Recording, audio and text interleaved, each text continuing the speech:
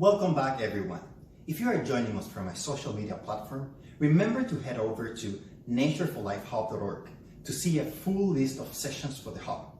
I am thrilled to introduce our next session, which has many dynamic speakers continuing to tackle this complex topic of centering nature in business and finance. Without further ado, I welcome you to the next session, Nature Rules, a new accord with nature, preventing extinctions and halting biodiversity loss through laws, legal rights, and human rights frameworks. Enjoy.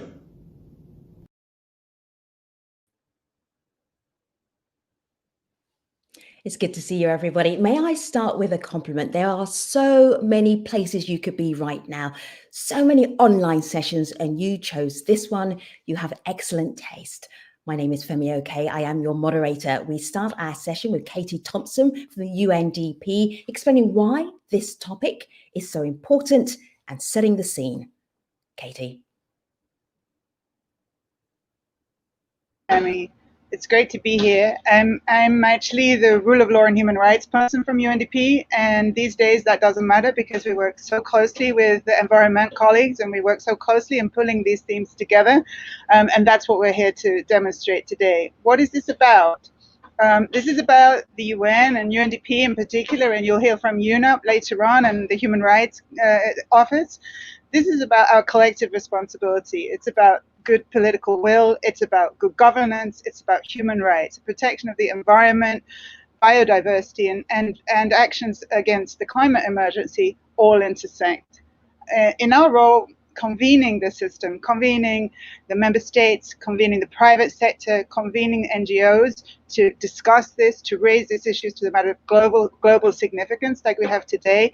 This is what we're here to do, and this is why we have such a great panel, and why we have such diverse voices to hear their positions on this. And what I hope that we get from this is really a commitment to our collective action and a commitment for us to work across our sectors, to get out of our disciplines, to think differently about these challenges, and to really demonstrate to the world that the human rights dynamic is a protection of the environment dynamic. These are not two different things, they're one and the same, and that we're all working in a unified effort on this. So with that, I look forward to hearing everyone today, and back over to you, Femi. Thank you. Thank you, Katie. So this is not a presentation. We're not going to be talking at you. This is a conversation. We're talking with you. So if you're on YouTube, if you're on Facebook, if you see the comments section, the Nature for Life Hub team will be looking out, and you will see your questions, your comments appearing all the way through our session today. So don't be shy. We'd love to talk to you and love to talk with you. We also have coming up a little bit later an excellent panel. Let me tease you a little bit, throw up their pictures so you can see who we have coming up in just a moment. And we will meet them one by one. They will make a case for why business and finance and law should really be thinking about how do we make nature right at the center of the way that we think and that we behave, and how do we protect our human rights and nature's rights as well. Such a great conversation. So that's our panel coming up in just a bit.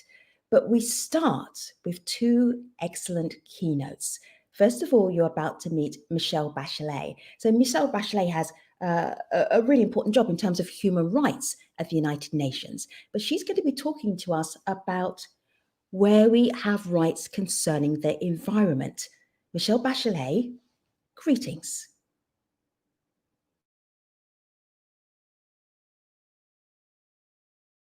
Greetings. I'm proud to support the Nature for Life Hub in addressing biodiversity loss. Biodiversity loss, climate change and pollution threaten all human rights, including those to water, food, health, housing, culture, development, and life. The most affected are often those already in vulnerable situations. Integration of human rights in environmental action can help avert environmental harms, reduce inequality, and ensure sustainable development. Under human rights law, we must protect those who protect our planet.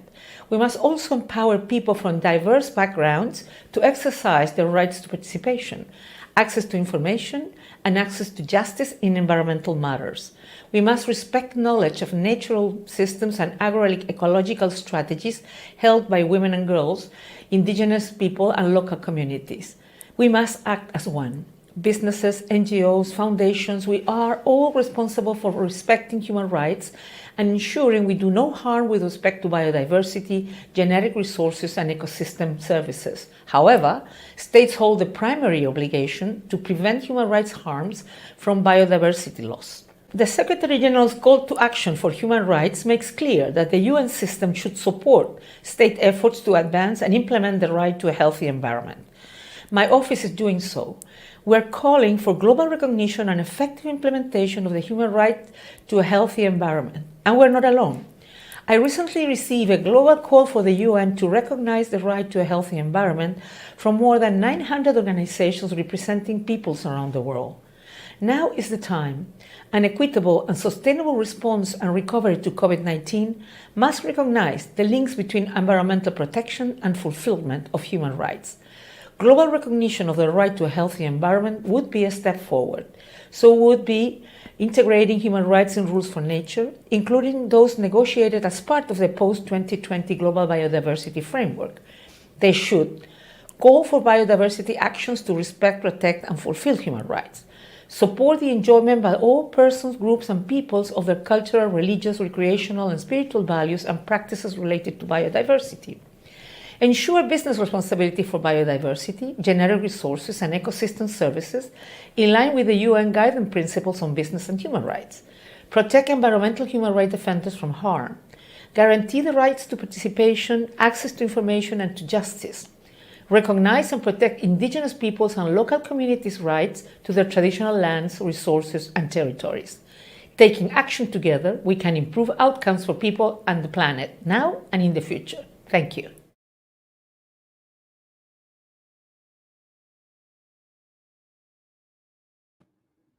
Michelle Bachelet there making a case for the right to a healthy environment. Our second keynote is from Diane Holdoff, and she makes it very clear that business does not have to be the nemesis of biodiversity. Hello, Diane. Hi, Femi. Thank you so much. Dear Excellencies, distinguished delegates, my fellow panelists, let me start by thanking all of you for your commitments and action, and a really special thanks to UNDP and all the partners for convening this 4-day event at such a crucial moment in time. I'm really grateful to be part of this important session, and I'm here today representing WBCSD, the World Business Council for Sustainable Development. We're a global CEO-led organization of over 200 leading businesses working together to accelerate the transition to a sustainable world. As we all know, healthy societies, resilient economies, and thriving businesses rely on nature, but the current data and our discussions here show us that we're outstripping nature's ability to keep supplying its services on which we all depend. More than half of the world's total GDP, around $44 trillion is at moderate or severe risk from nature loss. Natural disasters linked to ecosystem degradation and climate change are costing more than $300 billion each year.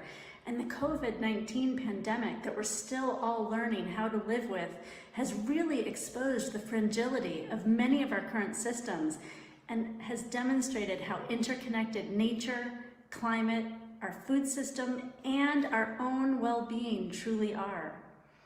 The recently launched 5th edition of the Global Biodiversity Outlook Report is a stark reminder that the world still has a long way to go to enable nature to thrive. None of the Aichi biodiversity targets have been fully met. We're at a crossroads, and difficult decisions need to be made. Rebalance subsidies, shift incentive mechanisms, and transform our economic and financial systems in a way that places nature at the heart of global decision-making. We cannot allow for another 10 years to go by without ambitious action and policies. This includes ensuring nature and nature-based solutions are contributing to solving the climate crisis as well.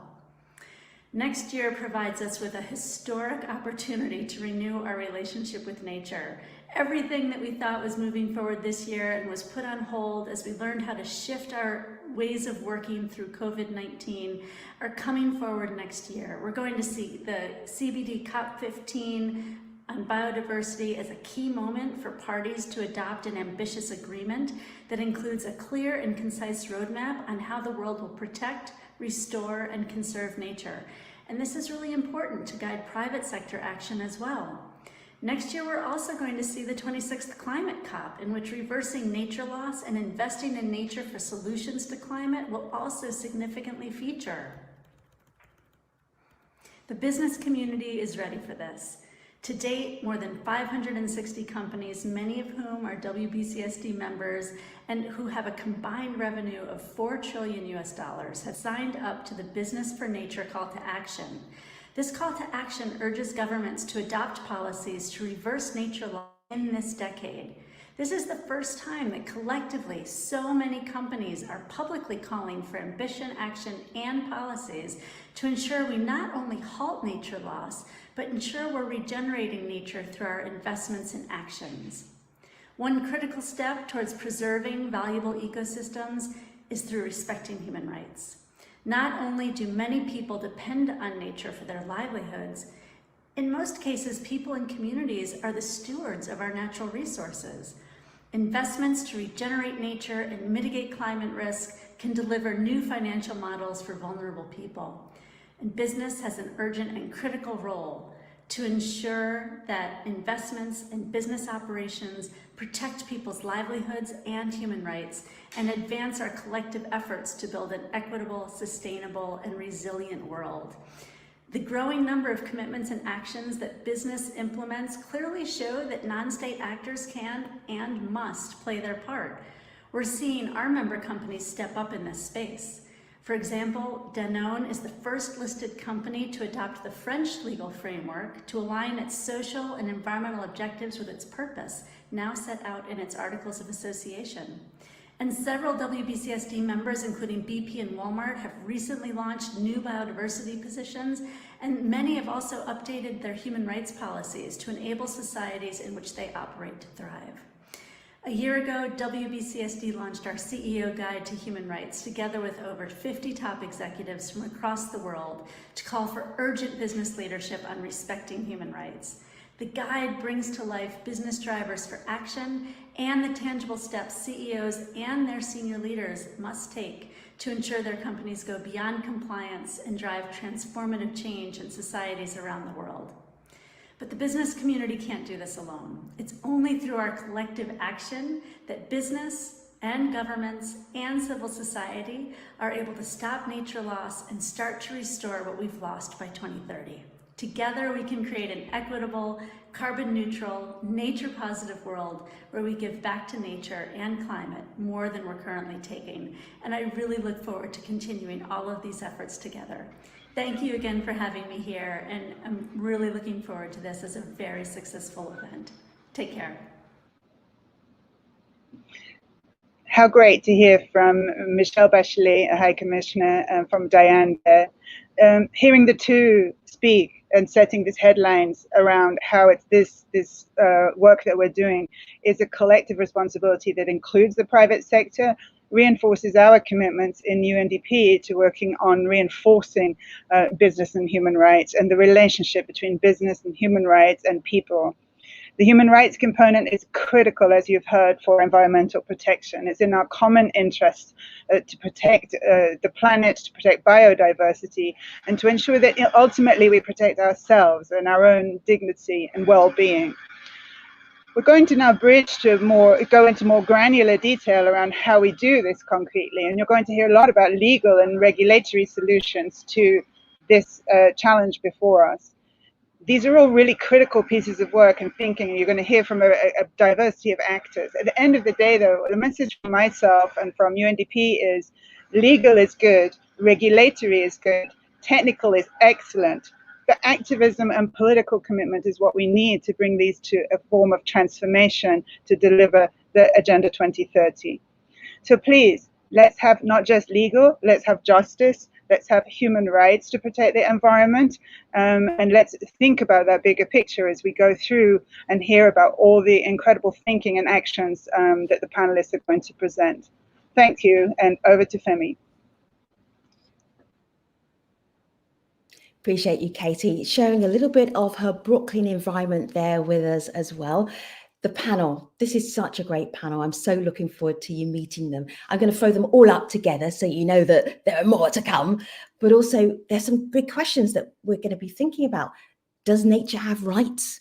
How does business and finance actually create more biodiversity? And then what would be the consequences if we do not honor and protect our environment? Some very, very big questions. I'm going to start with David Boyd, and David Boyd is going to start by telling you who he is, why he is so important and critical. Hi there, Femi. Great to be with you today. David. I'm David Boyd, the United Nations Special Rapporteur on Human Rights and the Environment, and I'm deeply in love with this beautiful blue-green planet of ours. You know, nature provides everything. It's the basis of all human rights. The air we breathe, the water we drink, the food we eat. And the COVID-19 pandemic has really made this crystal clear that our health and well-being as humans is irrevocably interconnected with the health and well-being of nature. And despite this basic scientific fact, we are not taking good care of our home, the planet Earth. We know there's a climate emergency. We know there's a nature crisis with 1 million species at risk. We know that pollution is killing millions of people every year. And we know that we're seeing an increase in these emerging infectious diseases like Ebola, the Marburg virus, and now the coronavirus. And so scientists are telling us we need rapid, systemic, and transformative changes to all aspects of society in order to overcome these challenges.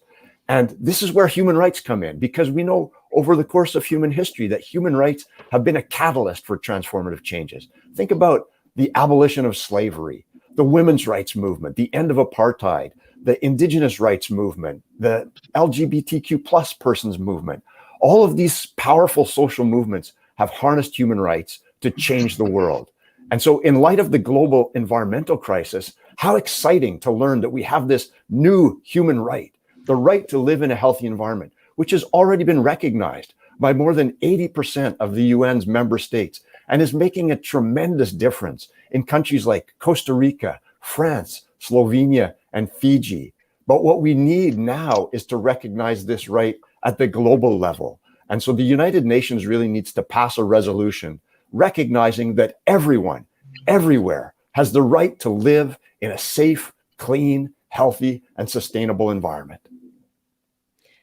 David, thank you so much for being with us.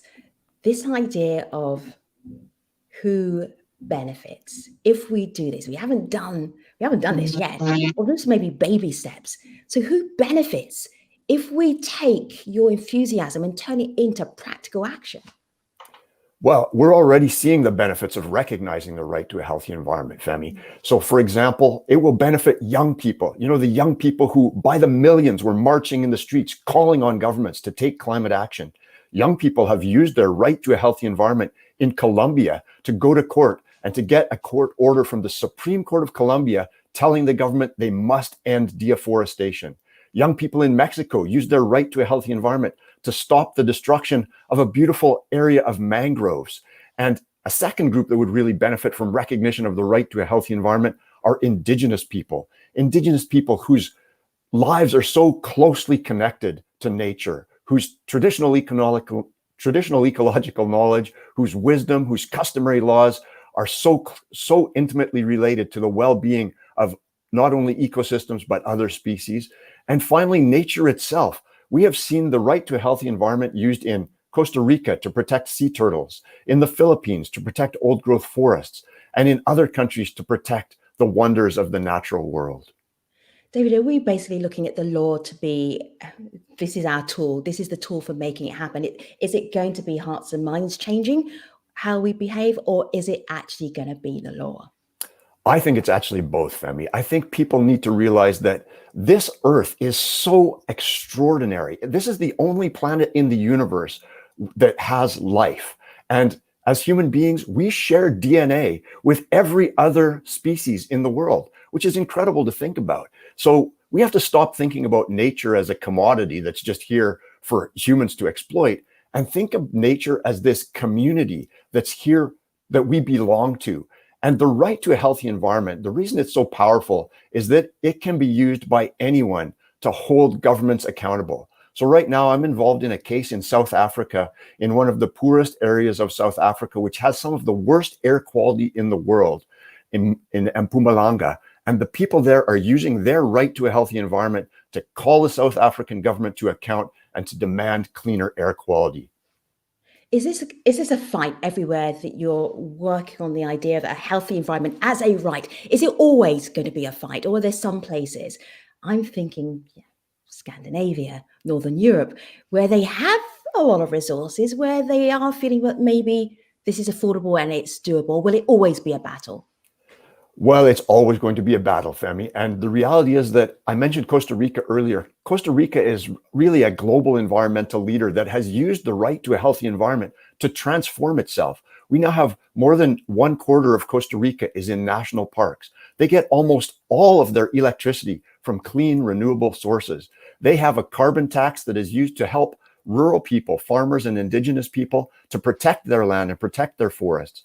And at the other end of the spectrum, Norway, one of the wealthiest countries in the world, they've used the right to a healthy environment to really come up again with an electricity system that's almost totally clean. But Norway is still a major oil and gas producer. So there is still a fight to be had in Norway to transition away from fossil fuels towards a 100% renewable economy.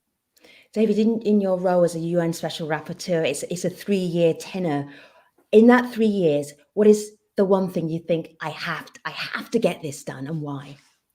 Well, what I have to get, Femi, is I have to get the United Nations to recognize for the first time the right to a healthy environment. And it's just amazing to see the support for that. Support from the High Commissioner, who we heard from earlier, support from the UN Secretary General, support from the head of UNICEF and the head of UN Environment, and more importantly, support from 1,000 civil society organizations from every corner of the world, representing millions of people, saying to the United Nations, the time is now. The time has come. In light of the global environmental crisis, we need this powerful tool, the right to a healthy environment, so that we, the people, can bring about rapid, systemic, and transformative changes that will make it a better world for every person and every other species on this planet.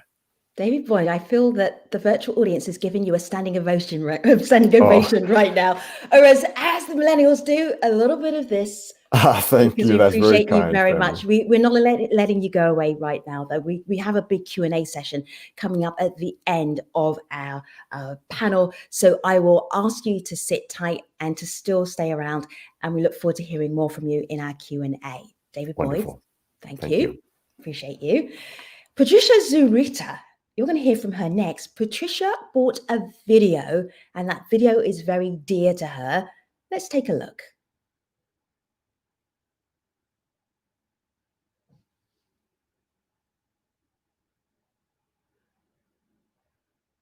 So while we're getting that video ready, Patricia, I know, is standing by. Hi there, Patricia. Tell our audience who you are. Welcome. Hi, Patricia. Hi. Nice to see you. I know you brought us a gift. We were not ready for your generosity, so we will make sure we get that video. They will tell me backstage when that's ready. Patricia, tell everybody who you are, why you're important to this conversation, because we are looking at, should nature have rights? Patricia. Yeah, thank you so much, Femi. I'm Patricia Rita. I'm the chief executive of this amazing family of 115 organizations around the world called BirdLife International. I'm Ecuadorian by nationality. I have lived in countries like the United States and now in the UK. But I'm more and more convinced as the year passed that we first have to work together to fix the problems of the world. As Michelle said in her opening remarks, we have to act as one. And nature has to be at the heart of all of our decisions.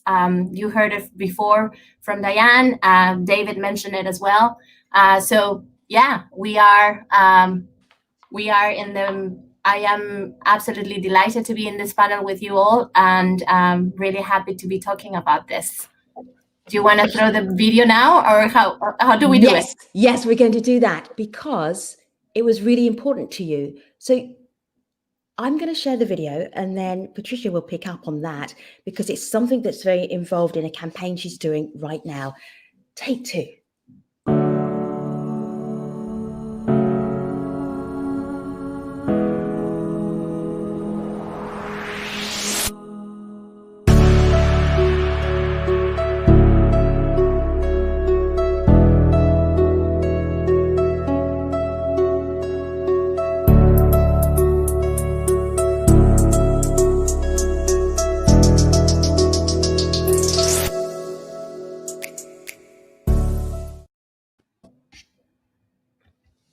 Patricia, so you want us to play the video? Go ahead. Thank you so much, and short and sweet, and that's the reason why we wanted you to see it, because I am incredibly honored to join this amazing panel, and a pleasure really to follow David, who has been an extraordinary supporter of our One Planet, One Right campaign since we launched it on Earth Day this year. So what I wanted to do was just walk you through why at BirdLife believe that the right to a healthy natural environment has to be a universal right. You heard it from David and others before. The current pandemic is absolutely showing us that unless we actually have a healthy planet, we will not have healthy people and we will not have healthy economies. And it's fantastic to hear from Diane that over 450 companies have already pledged to the Business for Nature pledge. And this is the reality. It's like we are realizing that unless we actually take care of our nature and our planet, we're not going to have that air that we breathe, or the water that we drink, or the food that we eat. But more importantly, we're not going to be able to have, more than half of the global GDP that is completely linked to the dependence of business on nature.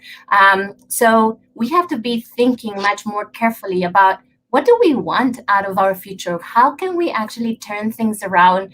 Because we're seeing it, and it has been published just recently, that the cost of the pandemic, if we were to be taking care of only wildlife and forests, I'm not talking about all of the great planet, just taking care of forests and wildlife, we would be investing just 2% of the financial damage that we have seen with the pandemic. So I don't quite understand how to make numbers more clear to all of us. We have to change the way that we are actually treating our planet, because it's on our well-being, it's on our future. Our future depends on this. And so we are heavily advocating for the right to a healthy planet. We believe that we have both the moral duty and the clear economic case to reset our relationship with nature. And I am, like the BirdLife Partnership, all in favor for building forward better with a truly green recovery. You heard it from David. Over 80% of the states now recognize the right to a healthy environment in national and regional constitutions and legal frameworks. But what we need to do is make sure that this becomes elevated at the global level. And so we are as part of the One Planet, One Right campaign that you saw the video, and that I'm inviting you all to sign on the petition, together with almost 1,000 organizations of civil society organizations, indigenous people, social movements, local communities, calling the UN Human Rights Council to recognize without any delay the human right to a safe, clean, healthy, and sustainable environment. There's a lot of support. You heard it from Michelle Bachelet, and we are delighted to hear that Costa Rica yesterday, on behalf of many other countries, asked for this right to be recognized at the Human Rights Council yesterday.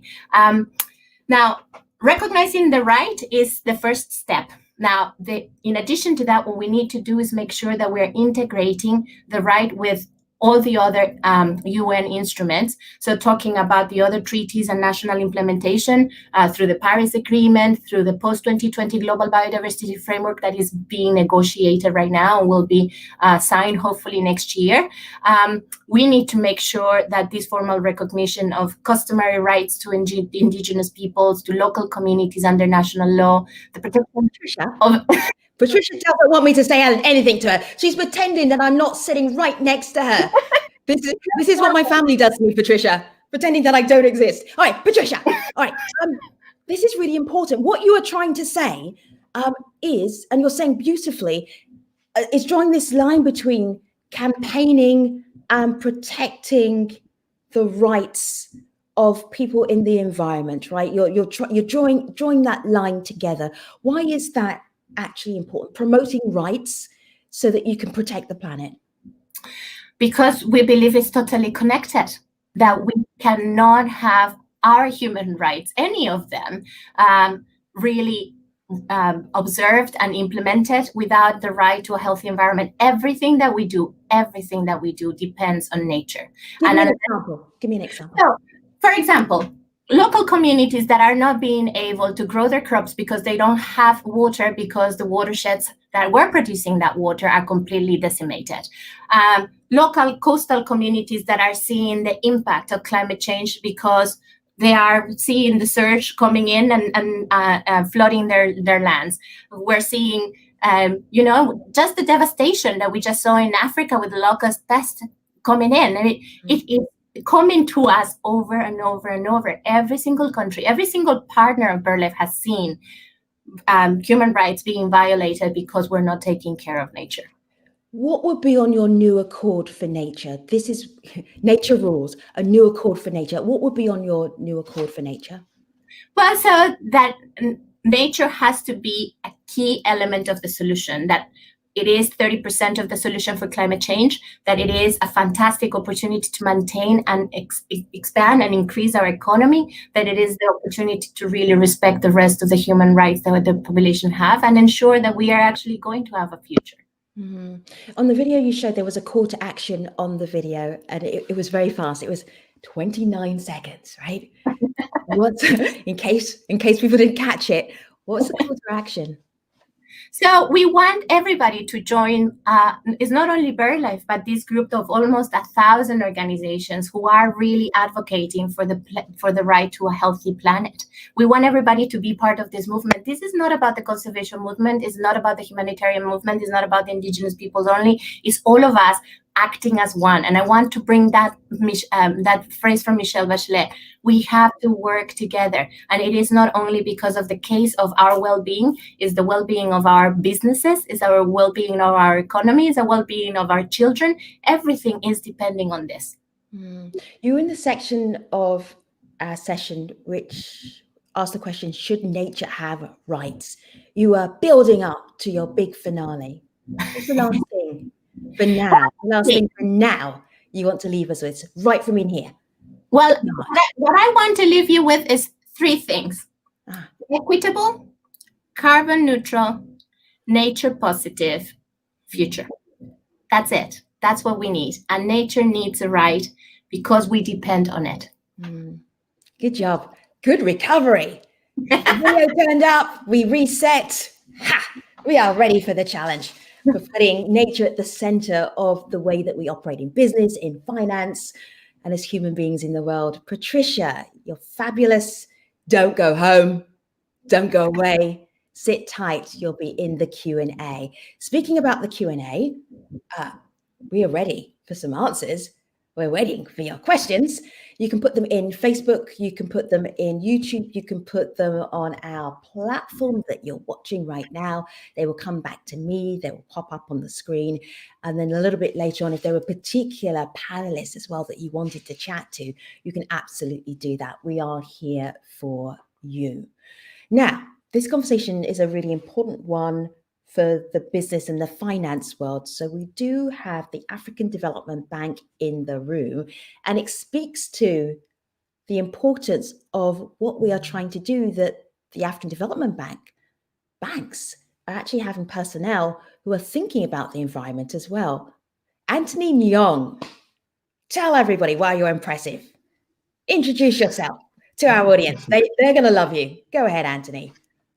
Thank you so very much, Femi. My name is Anthony Nyong. I'm the director of the Climate Change and Green Growth Department at the African Development Bank. Like I've always said, my job is easy, is to see how we can transition Africa to a low carbon and climate resilient development.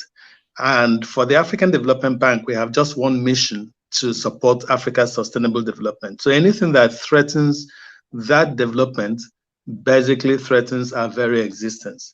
But this is another very important topic, Femi. And one thing that crosses my mind is each time we talk about biodiversity, somebody's minds first go to Africa as a continent, because tons and tons of literature publications have been made that show Africa's rich biodiversity that is sustaining its development. The unfortunate thing is that we have lost about 40% of Africa's rich biodiversity in the past 40 years. That means a lot. The paradox of it is that the wealth of Africa's natural resources basically have been overexploited unsustainably to support development elsewhere, outside of the African continent. And I think this is where the paradox comes in, that we need to get African countries to invest more in natural capital accounting for them to be able to better appreciate the value of the ecosystem, value of biodiversity, natural resources as basic ingredients for their national development. So having said that, we also have realized that any attempt to address poverty or sustainable development on the African continent, SDG 1 is eliminating poverty. It cannot be done without simultaneously protecting or preserving nature, without simultaneously conserving our biodiversity. I've always said that poverty reduction and biodiversity conservation are two sides of the same coin. You cannot do one and leave the other. So it's very important that we get that message clear. Most times we find countries pay very little attention to natural resources, believing that it's other things that they do to drive economic growth that would drive their economies. We are seeing a situation where climate change is devastating most of a large part of the African continent. My colleague just talked about the desert locusts. We have the Hurricane Idai and things that happened last year. The truth of the matter is that everyone is turning to nature-based solutions to address these calamities. Nature-based solutions to address the climate change, nature-based solutions to address even the COVID-19 that we are facing, the pandemic that we're facing right now. So nature-based solutions have come to be seen as one of those very viable ways of addressing our calamities. And how do you address this when you have the resources that are being depleted very fast? Our biodiversity provides those solutions. We've talked about energy, for instance, renewable energy with our wind, water. We're talking about urban landscapes, urban ecosystems, These are very important. Mangroves, very important to protect our coastlines from erosion and from sea level rise. But climate change is also negatively affecting this. So we need to pay closer attention to this. One of the comments we normally hear from people is we don't have the money. Money is a barrier, money is a constraint. And yeah, for some reason it's true. We have conventions like the United Nations Framework Convention on Climate Change. A lot of money goes in there, but we do not have a situation where we've sat together and said, this is the money that is going to the UNCBD, the United Nations Convention on Biodiversity. We don't have. So everything boils down to that little climate change money. And we're seeing that countries have put in about $10 trillion to combat COVID-19. I step back to wonder if we had a fraction of that to deal with issues of biodiversity protection, to deal with climate change, we would be swimming, right? I'm not saying we shouldn't put money in COVID-19. I'm saying it is important, but we need to build in elements of green, elements of nature, elements of biodiversity protection to ensure that we have a sustained recovery for that. And finally, money is important. So the African Development Bank over the past 6 years has been able to move grow its climate finance, which also deals with nature-based solutions, from 9% of its total investment to 35% of its investment as at last year. And we are committed to mobilizing at least $25 billion by the next 5 years to address issues of climate change. This is nothing compared to the needs. Anthony, So, yeah. It's really bad form to interrupt a banker. But I love the way that you came up with the problems and then added the solutions at the same time in the same breath. How did you want to finish up before we get to chat? Just basically to say, look, this is not a one-man show. We need partnerships. We need to cultivate and deepen partnerships. Those who can provide the money, those who can provide the knowledge, the business communities, we need to come together and see this as a priority. The same way the world has come together to address COVID-19, climate change does not require anything less, or the protection of the environment does not require anything less than what we have seen, the solidarity in addressing COVID-19. What you said about COVID-19 was kind of controversial, but I know I heard it definitely from leaders on the African continent who were aghast that maybe the drive to see how we handle COVID-19 as a globe was taking away for some very real issues that not just the African continent had, but other developing nations were having. And suddenly everybody was focused on one thing. And it's that idea of, can we do more than one thing at the same time? And you brought that up. And right now, as we are sitting here virtually and not all together, because of COVID-19, that is a controversial thing to say. Are you worried about putting that out there? Well, it's a disaster. It's a pandemic. It's unfortunate. It has happened. But now we are looking forward. We're saying we do not need to go back. We need to learn from this disaster. The things that we have done in climate change to build resilience are very important, and will be the same thing that we need to deal with COVID-19 or any other pandemic that comes after that. It's very important that what has happened, but let's understand that it gives us an opportunity to do things differently. We've talked about my colleague from BirdLife has mentioned that if we paid a little bit more attention to nature, we would have found ourselves in a better situation. So I'm simply saying that if we can put in elements of nature protection in these stimulus packages that are being spent, in the recovery packages, that it will position us in a better place. Anthony, than are we you were. saying divert some of the COVID funds? Is that what you're saying? It's not a diversion, it is adding what needs to be done. If we cannot include, let me give you an instance. Right. The COVID-19 has exposed the weakness in our health systems across the entire world, particularly in Africa. We're now building hospitals, clinics, rural health centers. Have we considered how economical it would be if we provided solar energy to all those remote villages, all those remote communities? We never thought about this earlier. That's why we found ourselves here. So if we build hospitals now, we need to ask ourselves, what can we do with those hospitals to ensure that they do not reflect our old paradigm, where we're thinking until we get the grid, until we can buy generators and so on, that we can do things differently. That's what I'm talking about. Yeah, like enough of the excuses. All right, this is interesting because you are under the header on our panel, our round table. It's kind of vertical table, rethinking our interactions with nature, concrete ways that we can do it. You suggested that COVID-19 funds could be allocated in a creative way.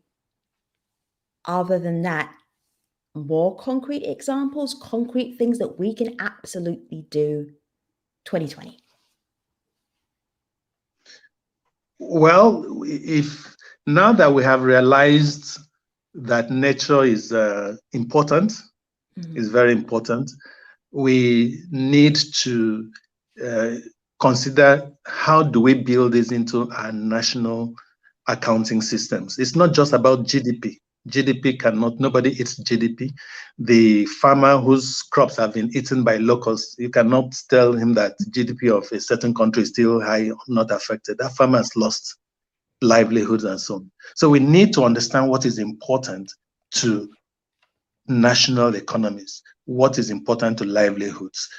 I give you an instance in Nigeria where the country has come up with an economic sustainability plan, which is absolutely the right thing to do. But that sustainability plan post-COVID identifies we have medium and small scale enterprises that were so badly affected by COVID-19. And these people contribute about 50% to the nation's economy. They have been so badly affected. What can we do to create jobs, ensure livelihoods, ensure the sustainability of those businesses? I think that's where we will begin to be looking at now concretely. What can we do to boost businesses and ensure that those businesses are not going back to promote brownfield investments, that we use that opportunity to see how can we use those businesses to promote a more climate resilient development pathway. Oh, Anthony, I am so looking forward to the panel all getting back together at the end. It's going to be like a panel reunion. We have some really good questions for all of you. Not we, actually, our virtual audience. You have fantastic questions. I'm very excited. We have one more speaker. We're going to bring all of our panel back together, and then we're going to grill them with your questions, which is going to be good. All right, Anthony Nyon from the African Development Bank. I will see you in just a moment. Don't go away. All right. Finally, we go to Dennis. Hello, Dennis. Thank you for your patience. Really nice to see you. Dennis, I feel that if people understand the environment and know environment law and what is going on right now, they will absolutely know you. They will know you as a rock star in the world of law and environment. I feel like I'm hyping you up a lot now, Dennis. Don't let the people down, Dennis.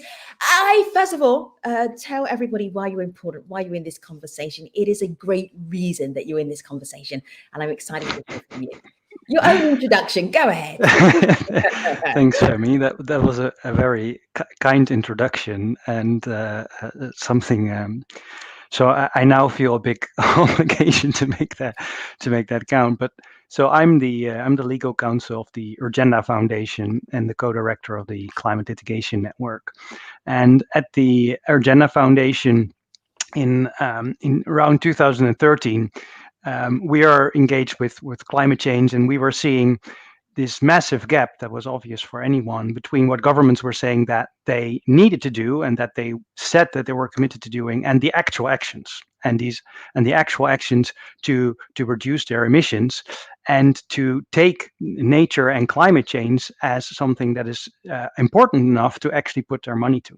And this gap was growing, and we felt that we as people that we had rights not to be subjected to these massive dangers of climate change.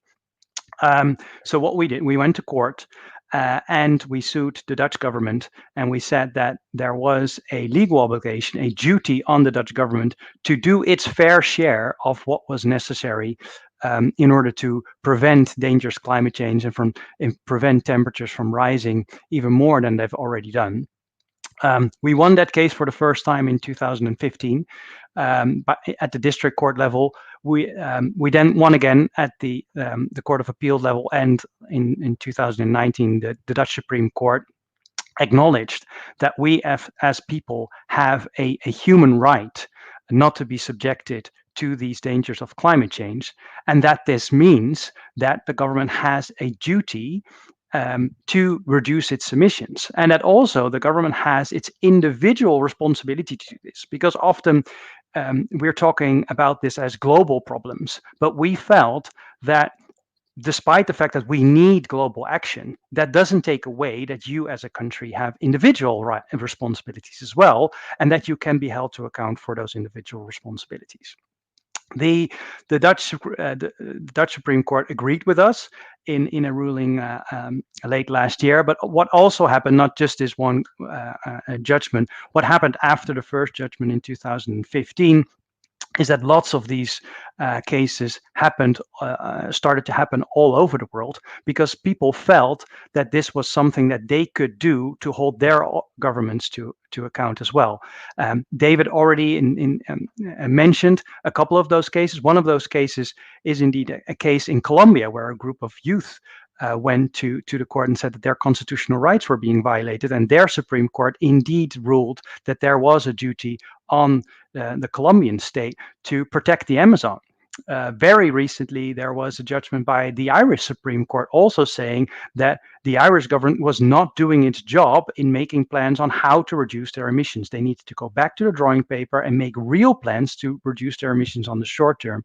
And they're literally, these cases are now in across the world in all continents. And as long as governments do not step up and do not make their promises and fulfill their promises, these cases will continue to be launched by people across the world. Dennis, it's pretty audacious what you did, what you've been doing. What was the first reaction from the Dutch government when you just said your responsibility is to look after us as citizens and to make sure that we're living in a decent environment? What was the initial response? Did they take it seriously? Did they laugh at you? What? Well, it was a new thing at the time. So initially people thought like, well, here are human rights. Yes, we know we have a right to life. Right. But that doesn't say itself that our government needs to take climate measures. And what our government said was, well, yes, we agree. And that was the striking thing. We agree that climate change is really bad. And we also agree that more needs to happen. But we won't do something unless everybody else acts, right? Unless we have a global accord and everybody at the same time starts moving, we won't do anything. And said, well, that's wrong, because you have your own individual responsibility to act. And that's what we brought to court. The striking thing is that at that time, a lot of people, and still in a lot of countries, if you look at the political discussions, you think that climate change is not even that established. Now it's much more. I mean, there's a growing consensus, but still at the same time, politicians say, well, it's too difficult to act. But the very powerful thing about these cases and about these lawsuits is that in courts, facts matter. And if you look at the facts, actually, it benefits everyone to take action on climate change and to protect nature. And in court, the government didn't really have much to say why it was not doing this. The judges literally asked, do you have any reason not to do this? Is this too difficult? And they said, no, we can do it. It is not impossible. And the great thing that you also see, for instance, in this Dutch case, is that what the case did, it did not just force the government. I mean, we were not just having this case to fight with our government. We actually want to work with our government on these solutions. And what the case did is that it really changed the debate on climate change in Dutch society. And it's doing the same thing with these cases in other countries, where governments, now that they have to explain why they're not doing something, and they're being called to account on this massive gap between what they say they should be doing and what they're actually doing. That raises the importance of the whole topic on the entire agenda. And you see that governments are taking much more ambitious steps also because of being called to account in these cases. So a couple of things that we're addressing today amongst all of us. So the first one is, should nature have rights? 101.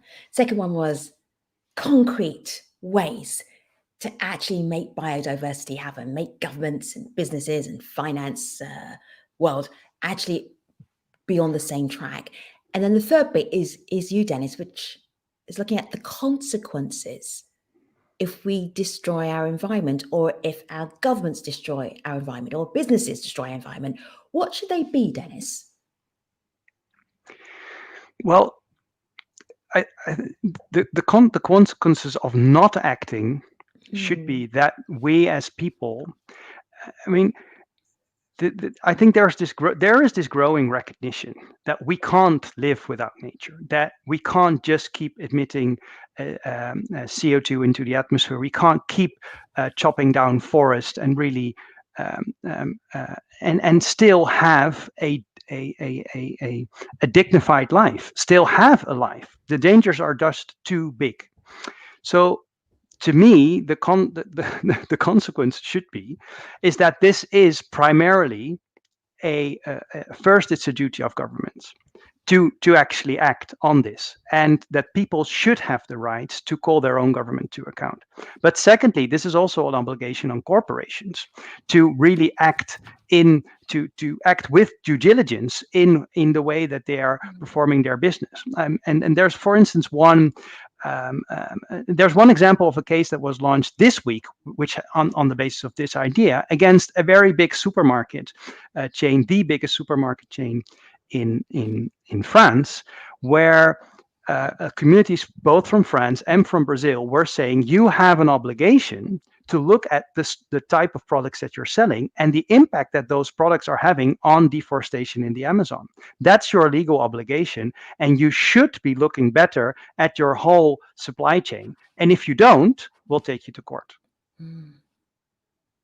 It's funny, it's interesting, because when I say consequences, you were thinking about consequences for the environment, and I was thinking of how do we make people pay? So I'm probably a little bit too vengeful for this session. You need to pay for that. So that really is the stick or the carrot, right? I guess it is. I mean, there are, I think more and more people are starting to recognize the severity of the situation, and that it is actually, borderline criminal or actually criminal to do certain things. Yeah.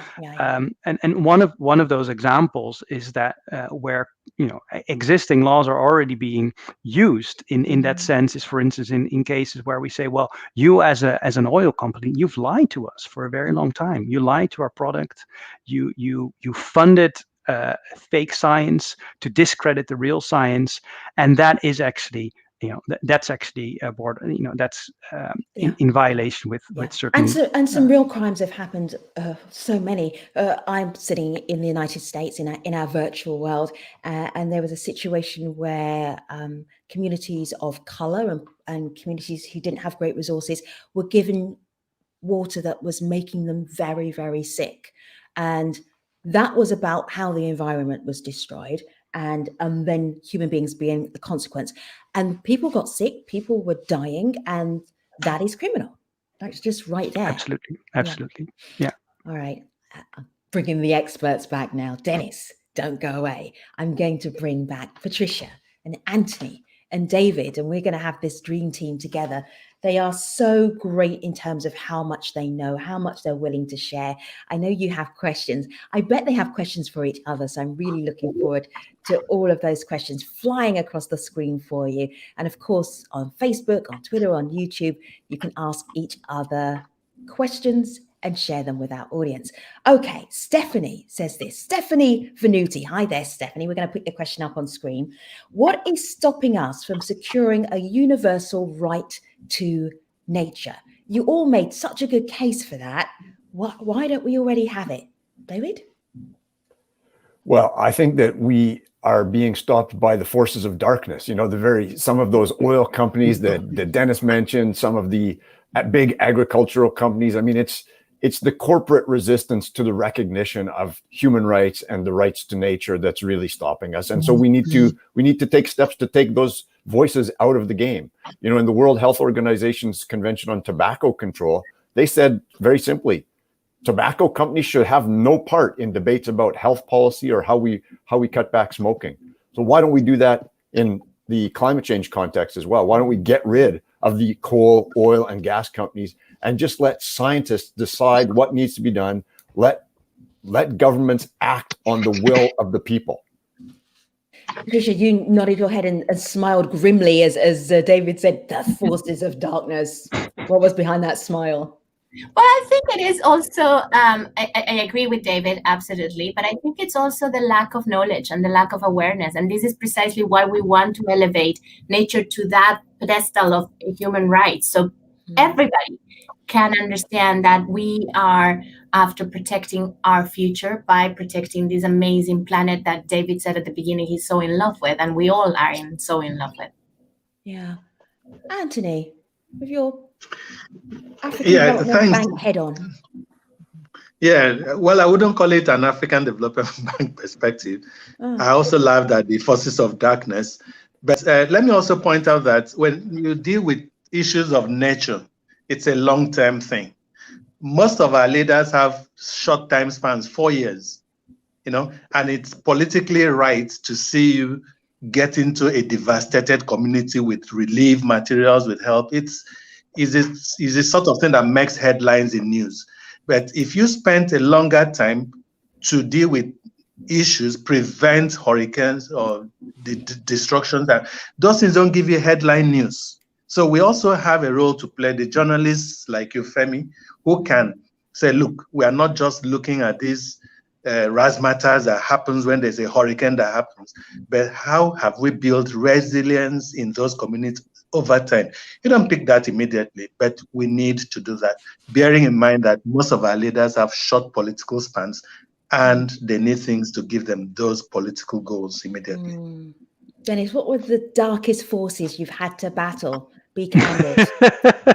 I want you to send us all away screaming from our virtual session. Well, my own, perhaps. I mean, sometimes if you look at in the face of the problem, it's pretty scary, and you have to sort of also focus on the positive things and focus on the forces that are changing, and the people around you that you love to make. In order to do the thing that is necessary, because we have to work at this, and we need as many people as possible to be pushing against those forces of the dark forces that David mentioned, the political inertia that Anthony mentioned. I mean, also what you see is that politicians for a very long time have been telling people that this is not really a problem you need to be worried about. It might be there, but it's not that bad. And it's just extremely difficult for them to turn that story around. But if we don't push them, then we know that change is not going to come soon enough. You got lots of compliments as you were delivering your ideas, and then we were chatting back and forth. I'm going to share some of them with you. Hopefully the screen will be able to hold how big your heads will get after you hear all of these compliments. Clea Paz Rivera, saludos, Patty. We cannot have guaranteed human rights if we don't take care of nature. So reiterating what you were saying. So thanks for that. And then also encouraging ideas from David Boyd. David, you really delivered with such passion that it leapt off of the screen. So lots of appreciation for that. Okay, Maddie Craig says, how can we ensure human rights are embedded in environmental sustainability to ensure conservation efforts don't harm local communities, but rather work with communities to ensure their rights are protected? That's an interesting perspective. Who wants to take that? I know, David, you do that. I know, Patricia, you do that too. Actually, everybody. Patricia, you start, Patricia. Well, so I think Maddie is absolutely right. And we have to make sure that when we're thinking about environmental sustainability, we're first thinking about the rights of the local people who are, at the end of the day, the stewards of that nature in the long run. I think there are great examples where we have been able to bring in nature to the heart of the solution by enhancing the rights that local people have, but it hasn't happened everywhere. We just need to make sure that it is scaled up and that it becomes a standard. And I think, slowly we'll be able to turn those forces of evil that David was talking about, sure that we are truly positioning and elevating the role that local communities can and should have protecting our planet. David, go ahead. Yeah, I think this is absolutely right, Maddie, that Indigenous peoples and local communities need to be at the forefront of all conservation efforts. And it's really Indigenous peoples and local communities that have borne the brunt of ill-advised industrial development, whether it's mining or deforestation or industrial agriculture. And what we're seeing today and in recent years is a total turnaround where governments are looking to Indigenous peoples and local communities for leadership. And the scientific evidence is just amazing that when you actually recognize the rights of Indigenous peoples and local communities, you get higher rates of biodiversity on their land, you get lower rates of deforestation, you get better outcomes for climate change, and you get reduced poverty and better respect for human rights. So I really feel like this is a key part of the solution. And we're seeing it on the ground. If you look at a country like Namibia, for example, almost half of Namibia is now covered by conservancies where local communities are in charge of taking care of the local wildlife populations with economic benefits, social benefits, and environmental benefits. From Canada to Australia, Indigenous people are leading the way in protecting vast swaths of these beautiful ecosystems that are essential to life on Earth. So this is a really exciting development and a big change from the way we used to do things. Anthony, I noticed as I was sharing Maddie's question that it resonated with you. Why? Give us an example. Anthony, yeah. Yeah, as I was sharing Maddie's question, the idea of protecting local communities and working with the communities to make sure that their rights are protected was Maddie's question. And you looked like that was resonating with you as well. Why? Yeah, it does, because for us at the African Development Bank and maybe most other development institutions, we're seeing changes. We may not really call every one of them local, indigenous people, but they're local populations. There was a time that you would find a dam would be built, and then hundreds of kilometer long transmission lines would be taken to the cities, and the people around those dams are in darkness. Those are the local populations. It could be irrigation schemes are in darkness. So, it just took me back to when I was covering the African continent on another network, on another TV show, and the Niger Delta, where all the oil was coming in, and you'd see the children in the villages wading through oil, covered in oil, and there was these processing plants there, and they didn't even have candles. Like, they had no electricity. Why did they should have been lit up. It should have been a fun fair going on there, and they had nothing. It just reminded me. Sorry, Anthony, go ahead. So that's the story, and we need to avoid that. Yeah. Whether you're an investor, whether you're a banker, those local people deserve the right to access their resources before you take them anywhere else. Oh, it's all coming back to me now, Anthony. All right, good question for you, Dennis. These are fighting words, okay? Do we have too many laws? Do they add up to justice and the type of protection we need? I think the answer to the first question is no. The second question is they also don't add up yet. So I would. The fact is, on the one hand, there are many laws that we already have that are not being followed. Laws on air quality, on water quality, on biodiversity. There are lots of laws where government did adopt or parliaments did adopt the law, but they're not being implemented.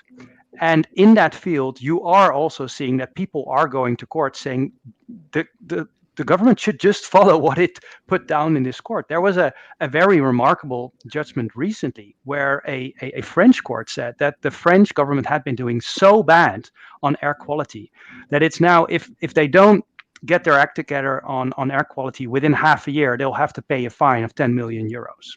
So their courts are also getting much more serious because you can see that courts are getting tired and by the fact that governments are not complying with their own laws.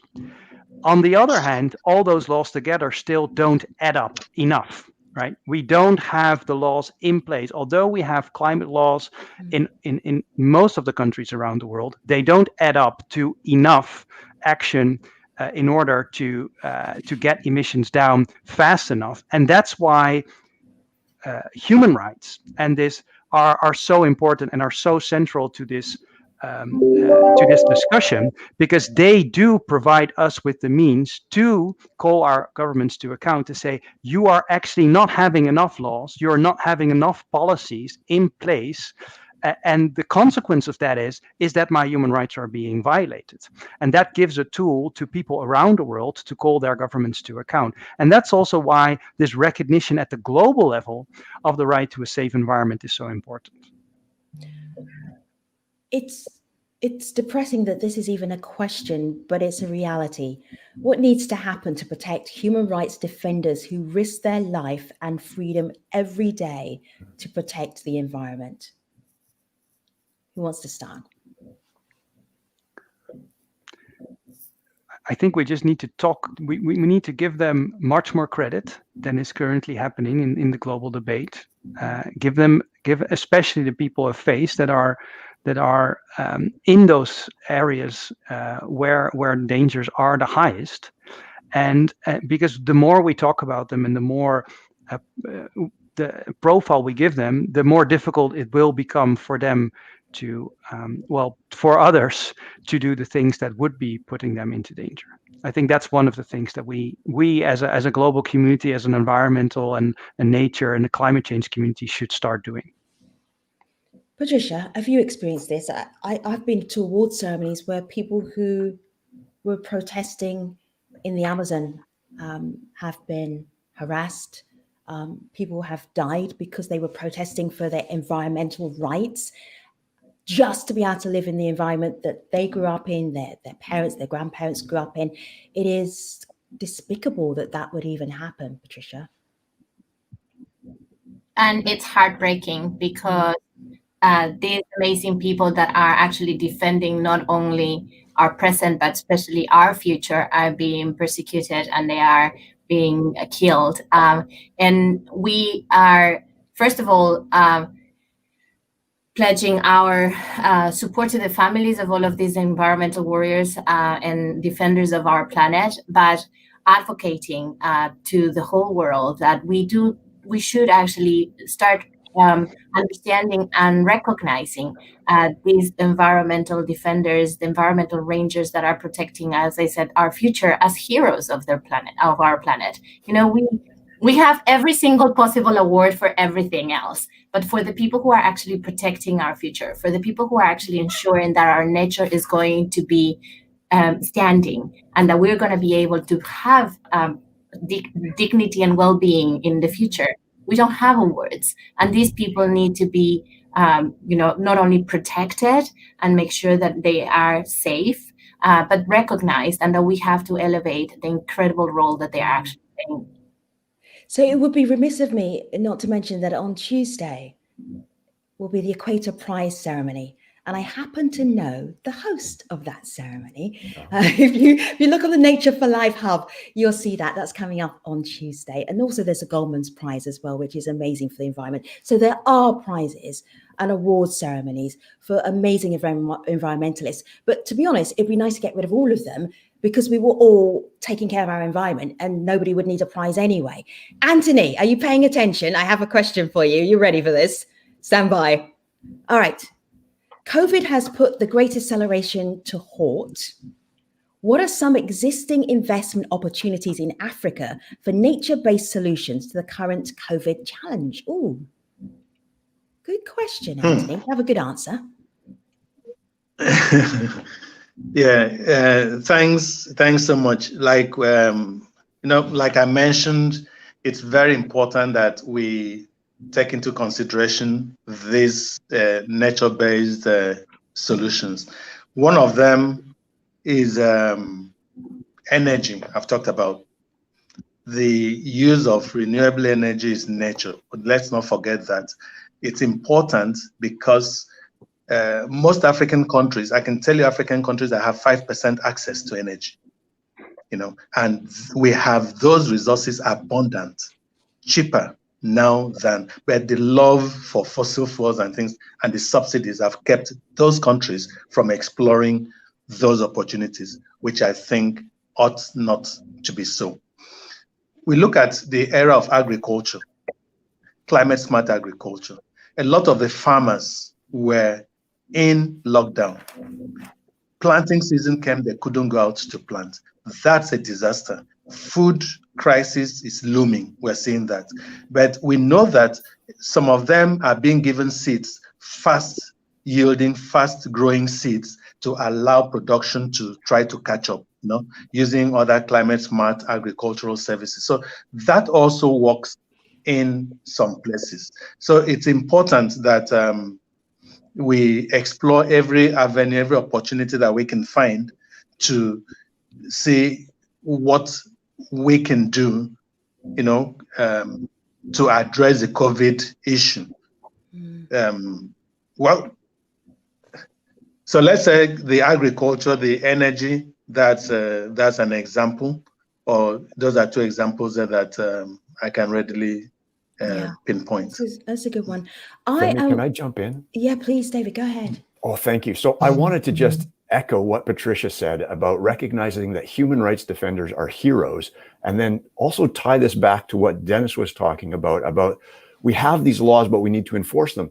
The people who are harassing, intimidating, and carrying out acts of violence against human rights defenders are criminals, and they are getting away with impunity. They should have the book thrown at them. They should be sent to jail and left there for a long time, and that's not happening. So enforcement of the laws that we have is really critical in that area, and more broadly in terms of protecting the air we breathe, the water we drink, and the food we eat.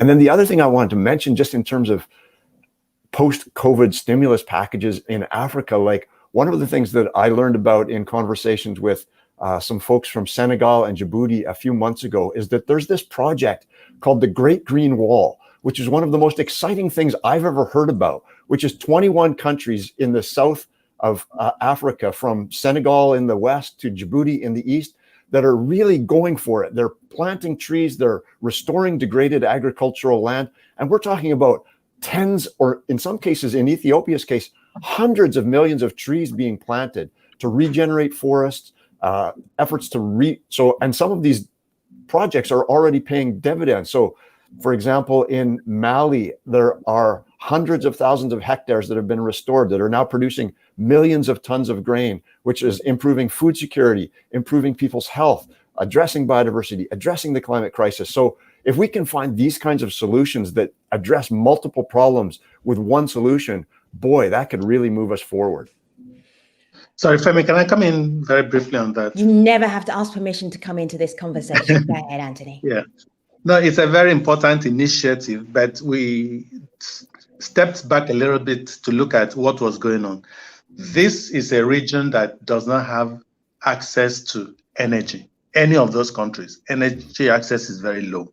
And we realize that a lot of those trees being planted are being turned to fuel wood.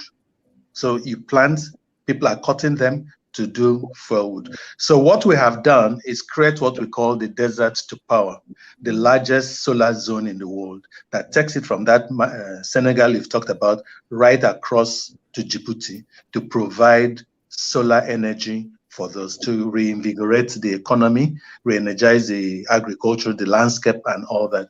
This is where the insurgents come from, this Sahel. This is where the migration to Europe comes from. So we believe that the future of young Africans is not in the bottom of the Mediterranean trying to cross. If they had electricity, we could power their economies and then keep them back on the continent. So that's what the Desert to Power is doing, piggybacking on the Great Green Wall initiative. Thanks. Fantastic. If you haven't heard of the Great Green Wall, I highly recommend you go and jump on their website. They will show you what it looks like. So imagine the continent of Africa, and then you can see the Sahel region and then the desert area coming in. And then there's going to be a line, this amazing line of agriculture and trees right across from the east to the west. And it is such an audacious project. It is unbelievable. You will be amazed when you see what it is possible to do. It's not finished yet. There's a lot of work to be done, but go look that up if you don't already know it. If you already know it, check up to see how they're doing. All right. Femi, can I just jump in super quickly and just remind everybody, especially now that we're looking at recovering from this pandemic and reigniting our economies, the recovery of nature is an extraordinary source of jobs. And governments, and what Tony was talking about at the beginning, the opportunity of really getting governments and multilateral lending agencies to think about how can we recover, how can we get from this COVID pandemic into a better future, the Great Green Wall, these type of incredible restoration projects are a fantastic source of jobs, fantastic way of reigniting the economy while we are restoring our nature that has been so decimated. I am reluctant to let you go, panel. I am really enjoying spending time with you. I know our audience is as well. So our theme was nature rules, a new accord for nature. In a sentence, Dennis, David, Anthony, Patricia, what's the one thing you want to leave our audience with? Dennis. Well, I want the audience to realize that they all have a right to a safe and healthy environment already, even though it's not perhaps not recognized. We need it to get recognized. But in the core, they all have it. And they all have a right to go to their own court to demand that those rights are being vindicated. And I strongly believe that that's one powerful tool that we as people have to put pressure on our governments. And hopefully we won't have to do that in a couple of years anymore, because everybody is on the same page and everybody has its shoulders under, really doing the right thing. But until that time, every single person and individual can take these types of actions if they join together. Anthony. Yeah, I think I'd like to reiterate that the centrality of nature, biodiversity, in any attempt to address poverty. It's our right, fundamental human right, to have the basic elements of life. And without nature, we cannot do that. So we need to hold our government, we need to hold everyone responsible that we have a right to basic necessities of life that the government can provide. And part of that can only be done if their nature, their biodiversity, their ecosystems are protected. Patricia. I want to go back to the 3 points that I made before. Equitable, carbon neutral, nature positive. It is possible. We can make it happen if we work together. And nature is the key to our future. And sign our petition. Join us. Letlife.org. You just need to join in the movement. Using our platform to share her platform. Boss lady, thank you. David. Well, I think it's wonderful that this panel, all of these brilliant people, yourself included, Femi, are really on the same page, that we all have the right to live in a healthy environment. And the beauty of that phrase, a healthy environment, means healthy for us as human beings and healthy for the rest of this beautiful creation on this beautiful blue-green planet. So let's just do it. We've got the solutions. We can make it happen. And what a beautiful life it would be. You're making me smile. I'm like the smiling emoji. My smile can't get any bigger. Dennis, David, Patricia, Anthony, thank you so much. I am going to send you off to our virtual press room, okay? You are not released yet, but you are released from this part of the conversation. Really appreciate you. Thank you very much. Good job. Virtual audience, you're amazing. We're not done quite yet. So this session, nature rules, a new accord for nature, pretty audacious in terms of ideas, but really logical, as you've heard from all of our different participants. So we started with 2 keynotes. We had Michelle Bachelet, who is normally looking at human rights issues for us as people around the globe, but there's no reason that we shouldn't expect a better environment, and that should also become a human right. That is the main message that she gave us. We then went to Diane Holdoff, who talked about businesses, that businesses can come together, but they don't and can't do it by themselves. And also the idea of business and private sector not being the nemesis. They can be allies and partners.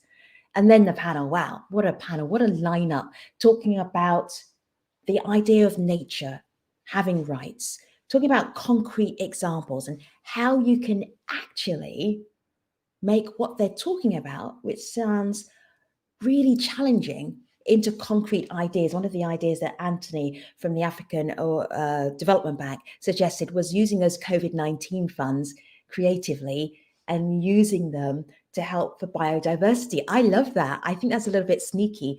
That's not exactly how Anthony put it, but I really like the idea. And then the final idea was about consequences. And Dennis, who was working on the challenge of asking the Dutch government, actually suing the Dutch government, to make sure that they were taking care of the environment so that their citizens weren't suffering. I asked him about consequences. What should the consequences be? And he talked about consequences for the environment. And I was actually thinking about consequences for people who are destroying the environment. But we eventually came together and you got a really good idea of what the law potentially can do. So that is really what we were talking about, plus all of your questions as well, which I really appreciate. This conversation, if you just joined it, will live online. It's not going to go away. You can come back and hear some of the really great thoughts that we had. I'm actually going to go back and some of your comments we really appreciate. Hello, Jerry. Jerry was watching at the very beginning. I hope that you're still here, Jerry. You haven't gone away quite yet, because we have a closer. The closer is Andy Rain from UNEP. And I don't envy him. Before Andy, there were so many great people. Andy, you need to come up with a really great closing speech to nail this, right? Nature rules, a new accord for nature. You've got to bring this home, Andy Rain. Let's see. Andy is coming to us from Nairobi in Kenya. Well, thank really you. Looking forward to him. Hello, Andy. Take it away. Thank you, Femi. Thank you very, very much. My name's Andy Rain. I'm the head of the International Environmental Law Unit at UNEP. I have the best job in the world because I get to have front row seats to conversations like these. And this was a fascinating conversation. For me, it highlighted that we are at this remarkable point in history when it comes to the biodiversity crisis. And I could see two accelerating side-by-side trends that we heard from this discussion. On one side, crisis, or to use David's words, forces of darkness, and we know what those are. It's 1 in 8 species are going extinct.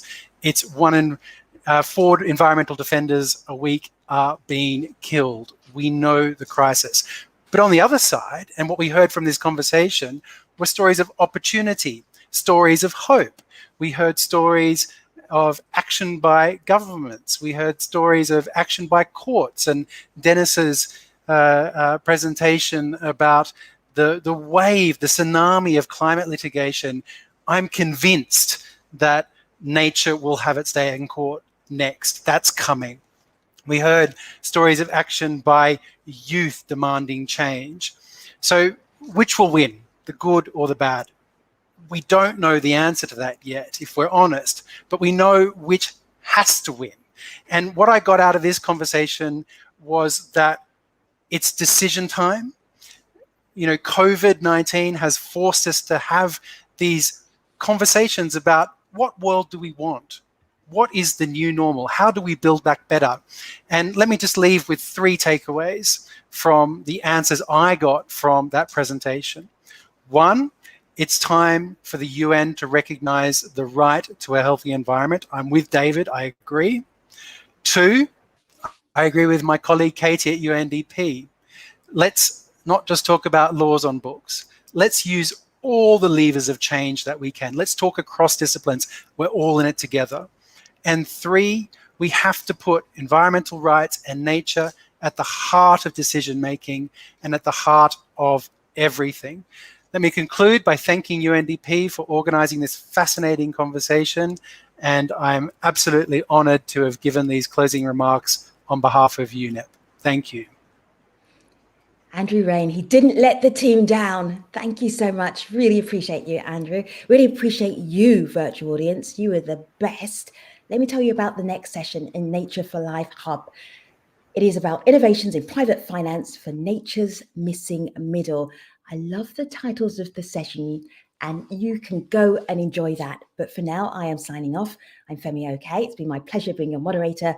And now I am closing Nature Rules, a new accord for nature. Thanks for watching, everybody. Take care. Thank you everyone for joining that thought-provoking session. After a short break, we will convene for our final session of the day, rounding out this essential conversation around business and finance for nature. Join us at natureforlifehub.org or at the official UNDP Twitter account at UNDP Live. Stay tuned, don't go far.